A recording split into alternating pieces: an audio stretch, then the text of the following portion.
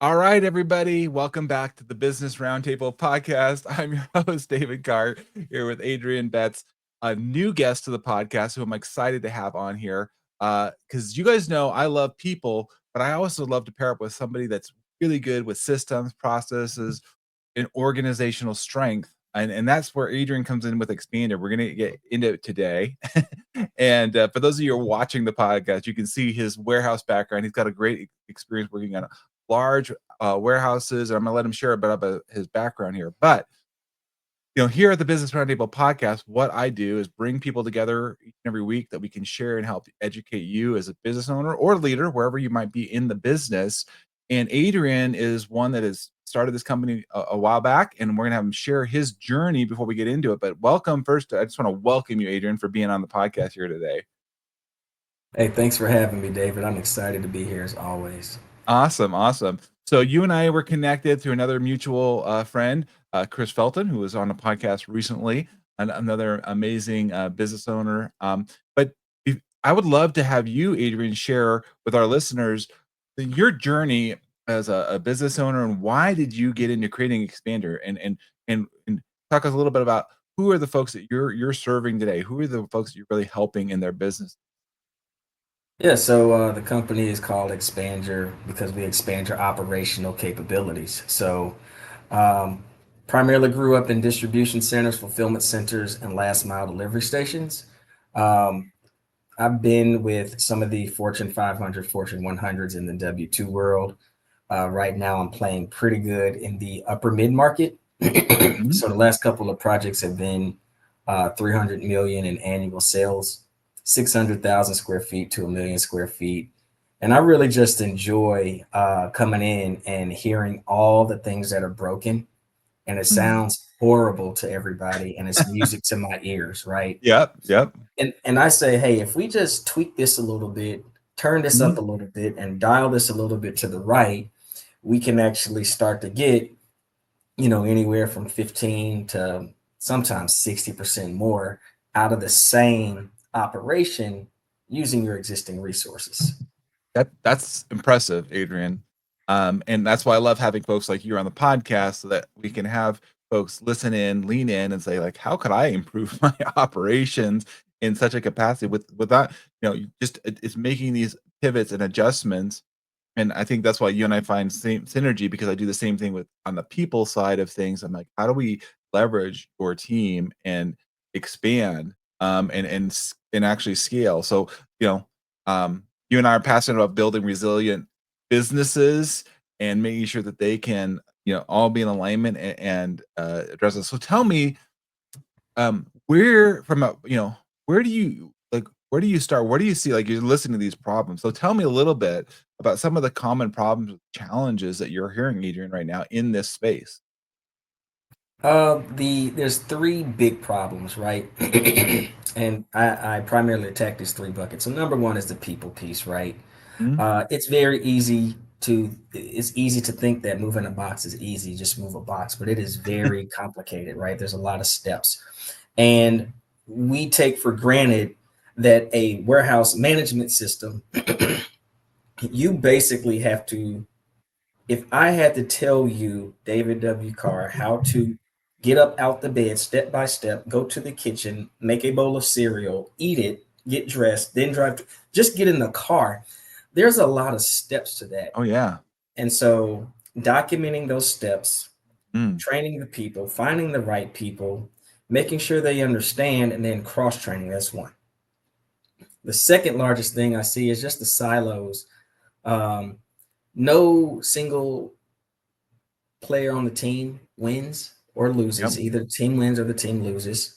And if you like vehicles and you see a V8, V12, whatever, you know that as one piston goes down, the other piston goes up. And so not a single piston on a V12 can move without the other 11 being impacted. And we have to understand that. Now, the third thing that I see the most of is people have no understanding of their space. I'll just go ahead and put it out there. It's been a while since I've been 18 years old. Now, when I was 18 years old, I was not trying to fit in the same clothes I had when I was 5.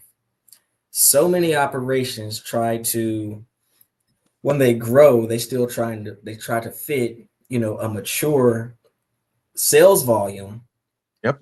into the size of their warehouse when they just started.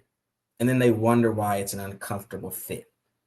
Mm. Those are the top three things that I have seen consistently across the many organizations I've worked with over the past So 25 years. no, you bring up some great points, and I love the analogy of, like, documenting all the steps. What are your standard operating procedures?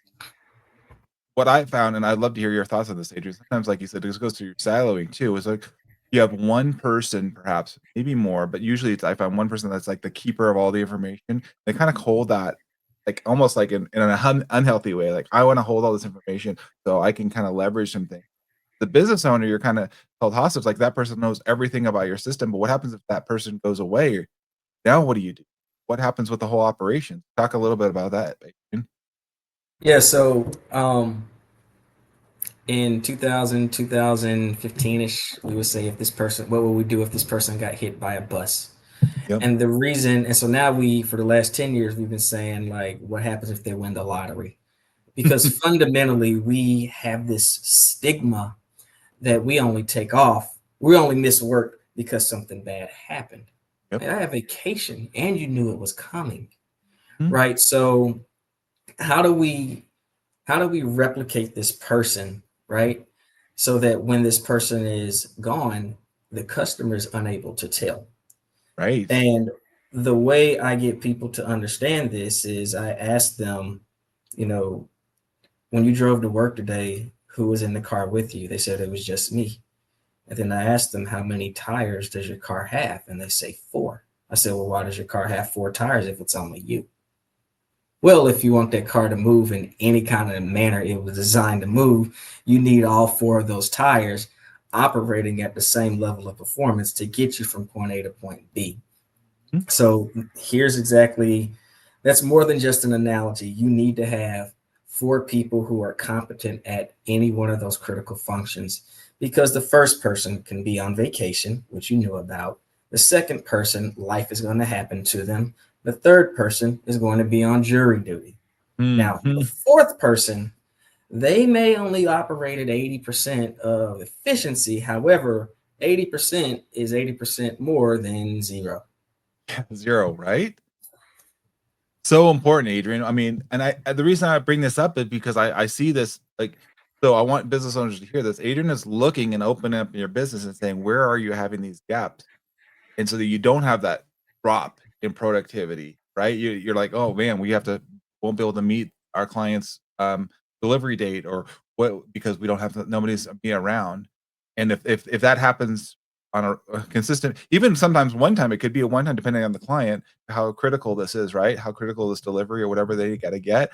Like, "Sorry, I'm not gonna be able to do it." Well, I gotta go to somebody else that can do it, right? And, like, so, there's a lot, I mean, so it's loss of, could be more than just that one, that repeating client, right? They might go somewhere else. So how do we keep the clients engaged and feeling like you said, Adrian, is seamless? And they might not notice, like I said, even 80%. I feel like people are pretty forgiving if they're knowing, like, oh, okay, this person's out, but I've got somebody to take care of you. Instead of just like, well, we'll just have to wait, you know, and then eventually somebody will come back.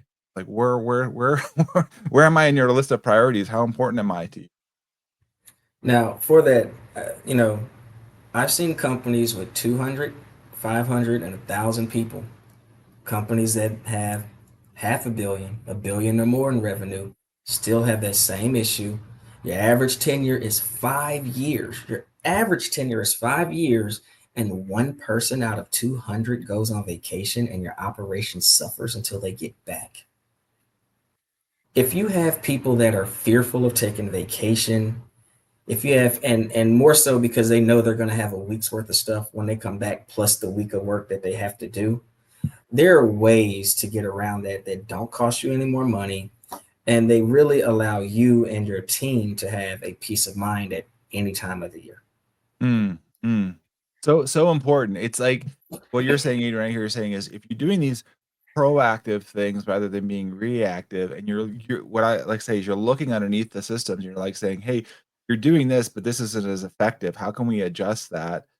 And that's what I love having you on, Adrian, is like, you know, getting at that. So tell us a little bit about, talked about some of these challenges that the business owners are facing. Can you walk me through? Because I know we talked before we recorded this podcast, but you have a great framework of that you look through and how you address issues. Can you walk us through a bit of that about what you do at Yeah. Expander? So if we were to look holistically at the company, and Mhm. my sweet spot is from today to the next 12 months. 12 months and one day after, I could care less about. But once you know how to operate a year, then it just becomes year over year times the growth percentage, right? Mhm. Mhm. So we would start with the CEO. The fish stinks from the head. It also smells good from the head. I don't care how you say it. But Yeah. what specifically do you want us to accomplish over the next 12 months? And specific is the key word. You write it out, you say it down, write it down, you say it out loud. Then you send it to the heads of all the departments. At the next meeting, you say it out loud again, and then you have them repeat it back to you. All of them. Mm. Now, Mhm. everybody's heard it from the CEO's mouth, your mouth, and Yep. everybody's heard it out of their own mouth. So there's no realignment throughout the year. Now that we've said what everybody is expected to do, we ask each department, what are the top three things you need in order to support this goal? Everybody's going to say, well, I have 100 things. Don't care. Top three. What's the most important? It's hard, right? You gotta Right. And so prioritize. just we'll start with the top three, the biggest three. And if it's only one, it's one. Mhm. We do this for all the departments. This becomes our meeting agenda so that every time we meet, we know we're only talking about what's most important for every single department, supporting the overall goal. Now, things are going to go wrong. Nothing I can do to stop that entirely. But because it's the most critical thing, we are very quick at identifying what went wrong, who needs help, who can help, how long that help is needed, and when we anticipate a full recovery. And we have this meeting up to 4 times a day, 5 days a week, 4 weeks out the month. And some of your team or even you may say, well, 80 times a month is excessive to meet about the same thing. Well, let me ask you this. If you lost $1 million or more last month and didn't ask these questions what's excessive? Right. The amount you lost or the amount of times we asked about it? I'm Mhm. not going to look up and be surprised that I lost $1 million. I'm going to ask along the way. Mhm. Now, here's what your team will naturally get better at. It's almost impossible to not get better at this in 4 weeks. People will start to identify what they do well. Oh, we do well when the situation is like this, Mm. and where they can do better. Hey, when these conditions are here, we kind of struggle. Yep. Now you look forward 4 weeks and say, ooh, here's all the days where the good situation is going to happen, and here's the days when the bad situation is going to happen. How do we all plan for it so where we get the most out of our good days, and we also minimize the negative impact when situations are different than we would like them to be? That is how you get that cross-functional alignment, that feedback loop to actually get more out of every single department. And we still haven't added a single person, a single piece of equipment, or a single piece of technology. I wanna just tie on that, Adrian. I think it's so valuable. What you said was, you came up with a plan with the CEO, the business owner, and saying, "Okay, here it is," and we got buy-in. At least you got everybody to acknowledging that this is important. This is wanna make this happen. And I think sometimes just like you said, Adrian, just having coming in and doing that is a game changer because people just kind of diverse. They all have their own kind of agendas and what they think is important, not unified, like you said. And so you're saying, hey, let's keep the main thing. Let's focused on this. And what I also heard you say, Adrian, in this regular meetings and checking in with each other, is that you're keeping in alignment, and you're not drifting. You're like, hey, look, we've got to get this. And we're looking at what I heard also, Adrian, is we're looking after each other. Like, hey, no, we're gonna have this. How do we? Hey, they could help us in the office or in distribution or whatever part where you are in this process, right? Because you've documented the process. You're saying, oh, they could help us here because we're weaker here. and we need so but if you're siloed, if you're not paying attention to that, you don't know, should I call them or who should I lean on to? Or no, I guess I'll just have to figure out on my own, right? right? Mm, Now, this what we're doing, and I tell people I primarily work more with actual intelligence as opposed to artificial intelligence. So mm, artificial intelligence takes what your normal thought process is and it just starts doing it over and over on its own. Now, this is a abacus way, pen and paper, long division way of doing it. But even if the power goes out tomorrow, this framework still works. mm, mhm. Never goes out of style. Absolutely. So, I mean, it's so powerful your way you're talking about, guiding folks in this, and really, developing this SOP and, making sure that you have the right people in the right places. Again, you're not adding, like you said, you're not adding any equipment, new people. It's just getting that, you know, set up and everybody's working collaboratively together. And I like that you said, you're looking at a year. So I know there's seasonalities to any business, right? And so you're looking at that whole year of like, what does that look like? Because then you said should have a pretty good sense of what does that seasonality look like, and how to plan and prepare accordingly, right? Yep. So yeah, the the reason is like, so I can give you a strategy that's going to Yeah. speak to what to do for 12 months, but Mhm. it's best to actually go through all four seasons, and here's why, right? Because there's a couple of things we have to get to before we get to the seasonality, right? First, we have to Mhm. understand what we're shipping. That's our product mix, right? And then we have to understand our space. So, like behind me, this is 335,000 square feet with 55,000 locations. Know your space, right? Then the product. So, back to school is pens and paper. There's a pallet of notebook paper. You sell 100,000 packs of that, you're talking about several pallets. Back to college also happens at the same time of the year, but it's microwaves and mini fridges. Sell 100,000 of those, we're talking about several containers. So 100,000 doesn't always take up the same space depending on the product. Mhm. Now, once we take that basic formula, we say, okay, what are we going to do for this quarter, the busiest quarter? General merchandise is typically quarter four. Okay, if we bought all of this based on the dimensions of everything, and we know I have a million cubic feet, say, well, it's going to be 4 million cubic feet. Okay, well, let's break the purchase orders down into fifths or smaller chunks. And the reason we do that, David, is we want to make sure that while we're bringing all this money in for quarter four, while you're bringing it all in, that none of it has to go back out to pay for storage trailers or a Mhm. second warehouse because you filled up the one that you had before it's time. Mhm. What you're going to have to do, we're going to have to go down to finance and ask for money that's not in the budget. And I ain't finna get cussed out by myself. Right now, it's June. I know this should be an every ring post, but most people, almost everybody talks about peak season planning quarter four. But Mhm. halfway through the year, how much have you heard people talk about the planning they did for quarter one or the planning they did for quarter two? Very little. We keep that same intensity with you through each of your four seasons.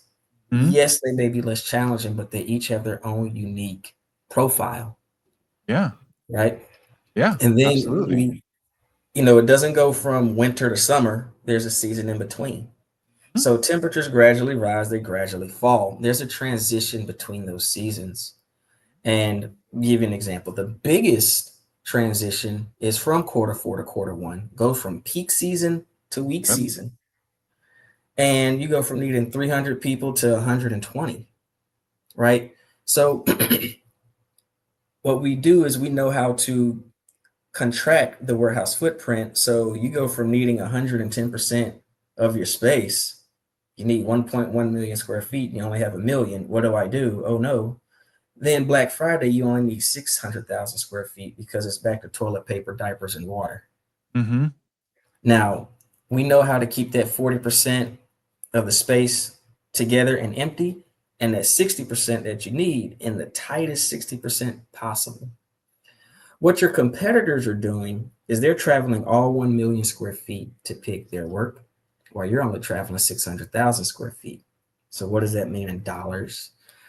For every 100 people you have on your floor, that's a $1.5 million spend in payroll over 90 days. And if we can do 40% less travel, we're talking about a potential savings of $600,000, and that's in your lightest quarter.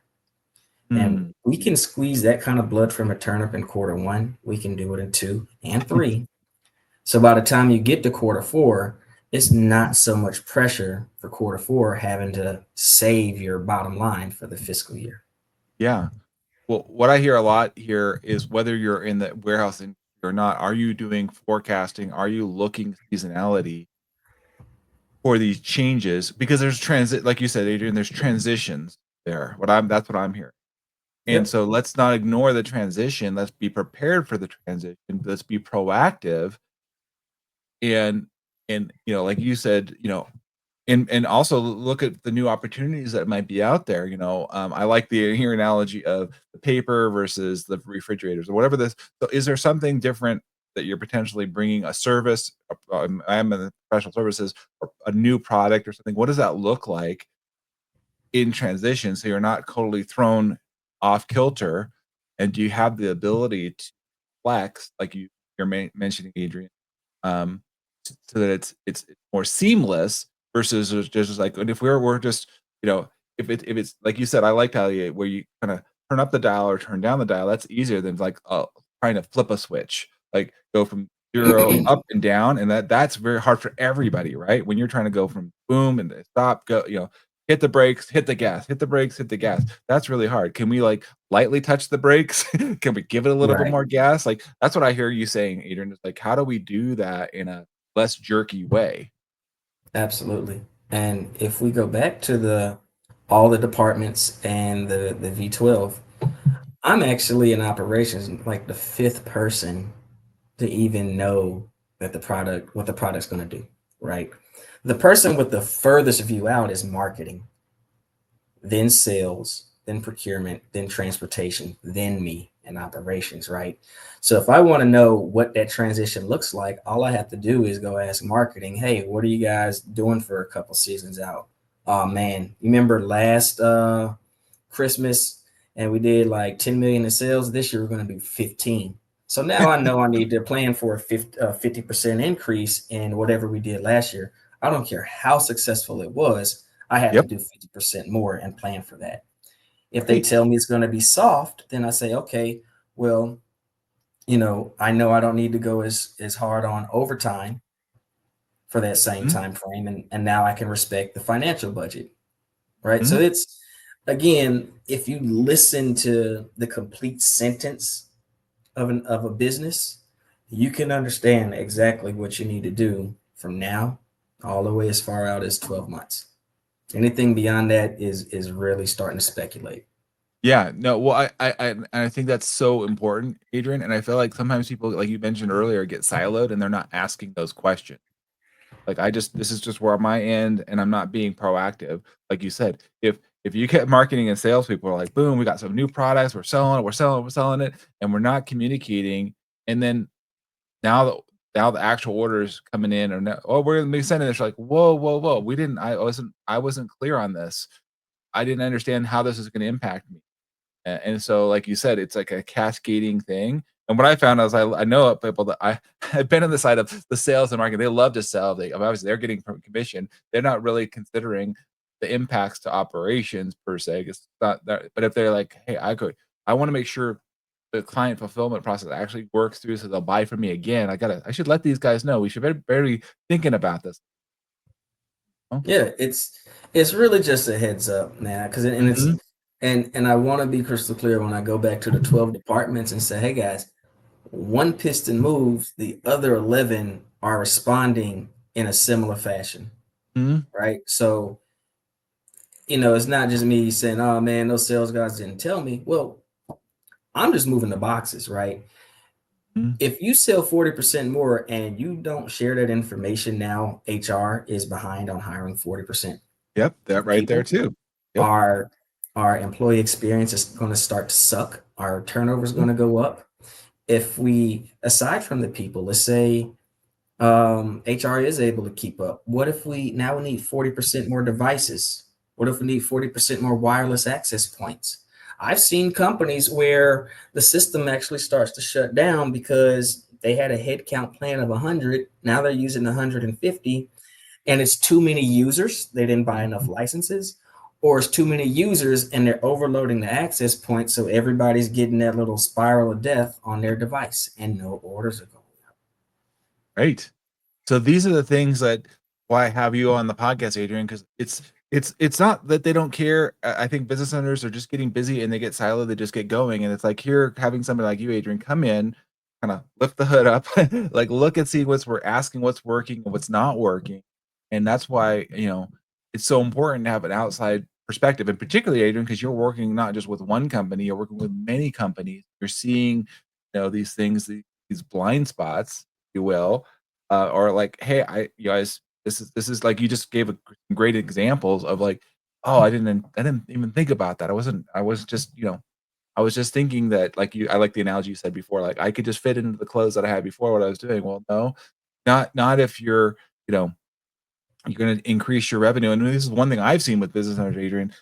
They get excited about increased revenue, like, oh man, we're going to make more revenue. But at the end of the day, they actually make less money, less profit because of what you're talking about. So it's like, what does it behoove you to increase your revenue? It's kind of like an ego trip, only to actually in the end make less money than you did previously.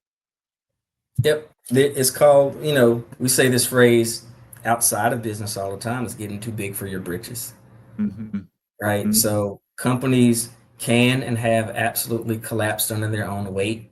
And it would have been as simple as just saying, hey guys, we're growing at this level. Okay, cool. We need to hire at this level. We need to add access points at this level. We need to acquire equipment at this level. We need to, acquire more freight lanes, trucks, brokers, whatever it is. But we need to. It's like a three-legged race, but it's 12 departments. So it takes a lot of effort, but the more you do anything, the better you get at it. Absolutely. And having somebody come along like you, Adrian, that is looking at these things, asking the tough questions, helping them. And I think, you've broken it down really well. Like, I know we're getting close to the end of the podcast here. But I want the business owners to know, Adrian and I are collaborate together. You can reach out. Adrian's connected with me on LinkedIn. We'll make sure Adrian Expander and all the notes are put it in our show notes here as to how to connect with you. But I think, listen, if you're a business owner and you're working in this space, I have a good friend that's whether you're whatever that capacity might be from the warehouse to distribution and such, Adrian is a man that can walk you through and help, strengthen you in your team, that like breaking down the silos and really what I heard you too, Adrian, is like making every square foot count. Everyone make sure that it's to its working to its best. And that's why I love to come in with Adrian because this is breaking this down and getting a plan and getting the system, and then, of course, I work with teams and strengthening that development and the relationship, your leadership. It's all intentional, but it takes time, right? And this is like it's not something that just happens overnight. You're with them in this process. You're walking them through week after week, month after month. Get that get that dialed in. Really see the results. Absolutely. When I walk away, when I leave, everything's still going to operate as if I never left in the first place. I love that. I love that. You're leaving with lasting change and impact. So, Aiden, as we're getting close to the end here, if what would you say is kind of if I, a key takeaway? I'm a business. I've got a lot of challenges. You listed a lot of them. What's the what can they do? What's the proactive thing that they can do today as we're listening to you? Like, make the positive change, take positive. Um, have a structured conversation. Say, hey guys, we're going to have this sit down and we're going to have it at this cadence. Here's the agenda. Know what you're going to come there and talk about. We can dump all the pieces on the table and then we'll start to sort them out.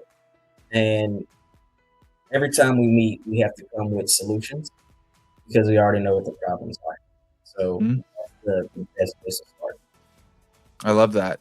So, here's Adrian, thank you for being on the podcast. Adrian's like, he's going to walk you through there, put down all the puzzle pieces, lay down our arms, come to the table, like, and so that you can actually, scale without, like you said, having to go crazy with the budget or adding more people, like just literally looking at what you have right now, the problems you have, and breaking it down and really getting throughput with your current team and space today. So I think encouraging people, if you're listening to this and this resonates with you, connect with Adrian. Happy to do an introduction myself as well. Leave comments as to what your takeaways were, your feedback, thoughts. We always love that, and we want to hear from you. Adrian, I want to just say thanks again for being on the Business Roundtable podcast with me today. Thanks for having me, David. Great talking with you.